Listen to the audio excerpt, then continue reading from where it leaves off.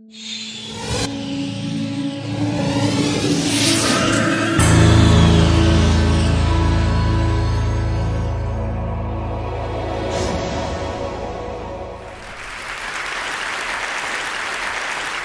have brought us images from the Yemen Times, and take us through those and introduce us to another Yemen.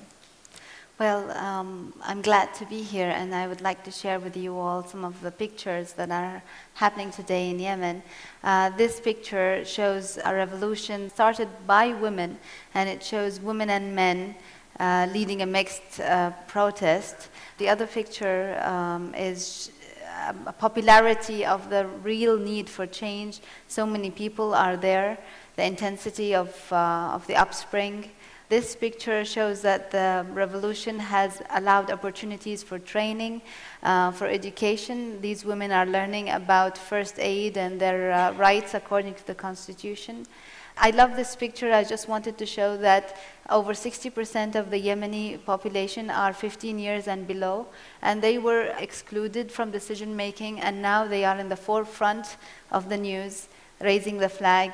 English, you will see this is jeans and tights, and in English, expression, you know, the ability to share with the world what is going on in our own country.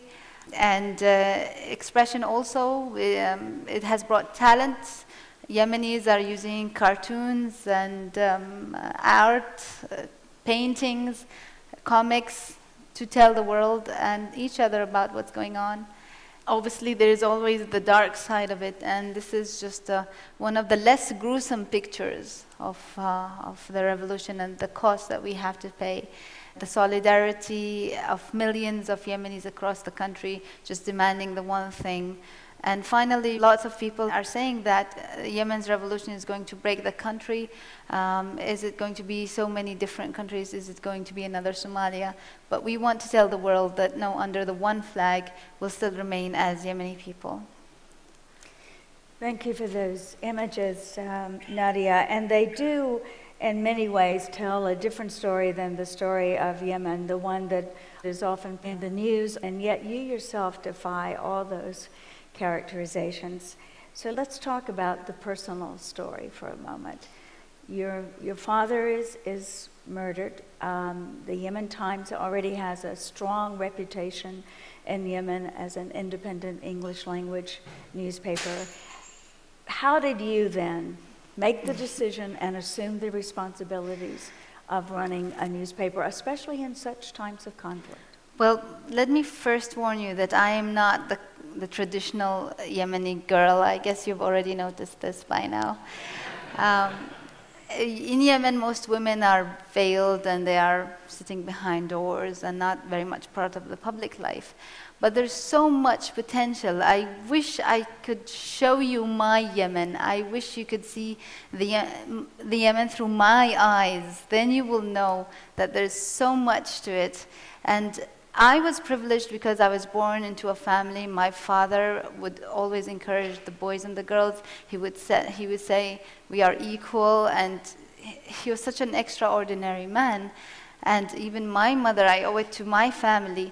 A story, I studied in India, and in my third year I started becoming confused because I was Yemeni, but I was also mixing up with a lot of my friends in college, and I went back home and I said, Daddy, I don't know who I am. I'm not a Yemeni, I'm not an Indian. And he said, you are the bridge. And that is something I will keep in my heart forever.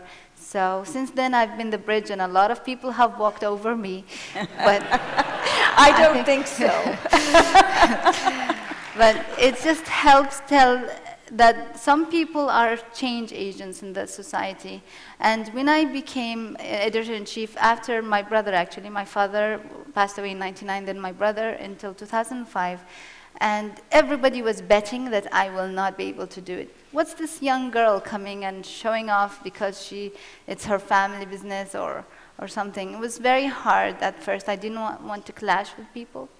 But with all due respect to all the men, and the older men especially, they did not want me around.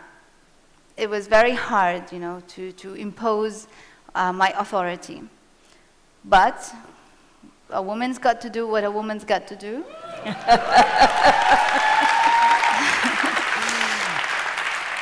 And in the first year, I had to fire half of the men.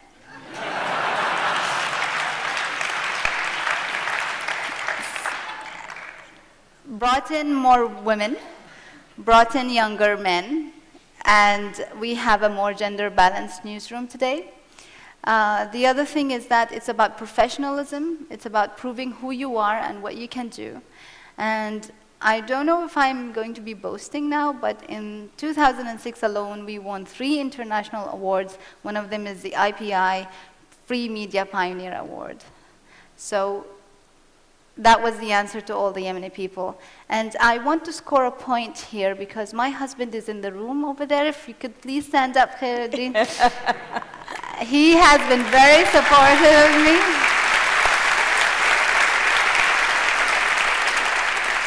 And we should point out that he works with you as well at the paper. Yes.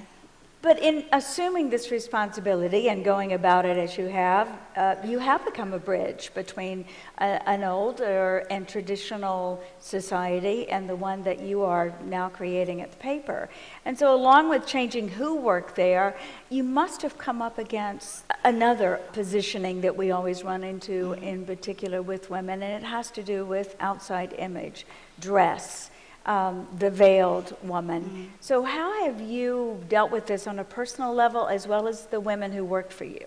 As you know, the image of Yemeni women is a lot of black and covered veiled women, and this is true. And a lot of it is because of women are not able or not free to show their face to their self. It's a lot of traditional imposing coming by authority figures such as the men, the grandparents, and so on. And it's economic empowerment and the ability for a woman to say, I am as much contributing to this family or more than you are. And the more empowered the women become, the more they are able to remove the veil, for example, or to drive their own car, or to have a job, or to be able to travel. So the other face of Yemen is actually one that lies behind the veil. And it's economic empowerment mostly that allows the woman to just uncover it. And I've done this throughout my work. I've tried to encourage young girls. We started with, like, you can take it off in the office, and then after that you can take it off on assignments, because I didn't believe a journalist can be a journalist with you know, how can you talk to people if you have your face covered? And so on. It's just a movement. And I am a role model in Yemen. A lot of people look up to me. A lot of young girls look up to me. And I need to prove to them that, yes, you can still be married, you can still be a mother, and you can still be respected in the society. But at the same time, that doesn't mean that you just be one of the crowd. You can be yourself and have your face. But by putting yourself personally out there, both projecting a different image of Yemeni women, but also what you have made possible for the women who work at the paper. Has this put you in personal danger? Well, the Yemen Times across 20 years has been through so much. We've suffered prosecution. The paper was closed down more than 3 times. It's an independent newspaper, but tell that to the people in charge. They think that if there's anything against them, then we are being an opposition newspaper, and very, very difficult times. Some of my reporters were arrested. We had some court cases. My father was assassinated. Today, we are in a much better situation. We've created the credibility. And in times of revolution or change like today, it is very important for independent media to have a voice.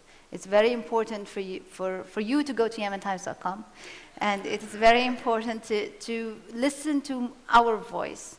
And this is probably something I wanna share with you on Western media probably, and how there's a lot of stereotypes thinking of Yemen in one single frame. This is what Yemen is all about, and that's not fair. It's not fair for me. It's not fair for my country. A lot of reporters come to Yemen and they want to write a story on Al-Qaeda or terrorism. And I just wanted to share with you. Like, there's one reporter that came, he wanted to do a documentary on what his editors wanted, and he landed up writing about a story that even surprised me, hip-hop. That there are young Yemeni men who express themselves through dancing and that thing. Rap, break dancing. Yeah, break dancing. Yeah. I'm not so old. I'm just not in touch.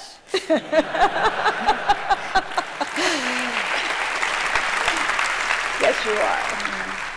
Actually, that's a documentary that's available online. The video's online. It is ShakeTheDust.org. Yeah. Shake the Dust. Shake the Dust. ShakeTheDust.org, and it definitely does give a different image of Yemen. You spoke about the responsibility of the press, and certainly when we look at the ways in which we have, separated ourselves from others, we've created fear and danger, often from lack of knowledge, lack of real understanding.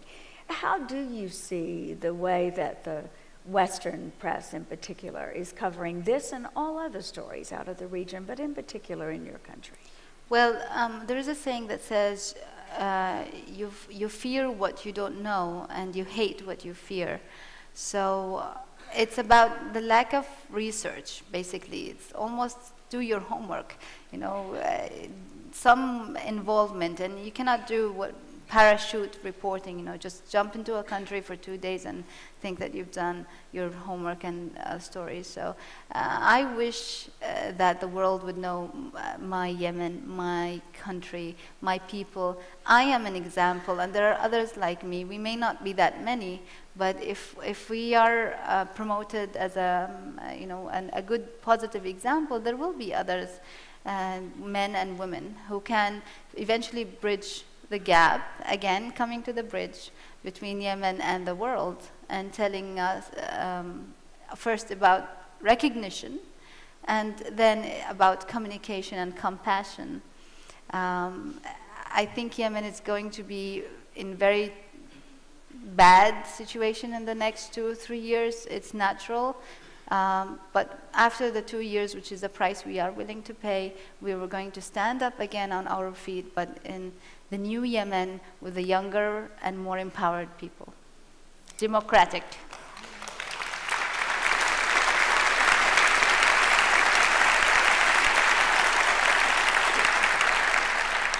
Nadia, I think you've just given us a very different view of Yemen, and certainly you yourself and what you do have given us a view of the future that Thank you. It's we my will honor. embrace and be grateful for. Thank you. And the very best of luck to you. YemenTimes.com.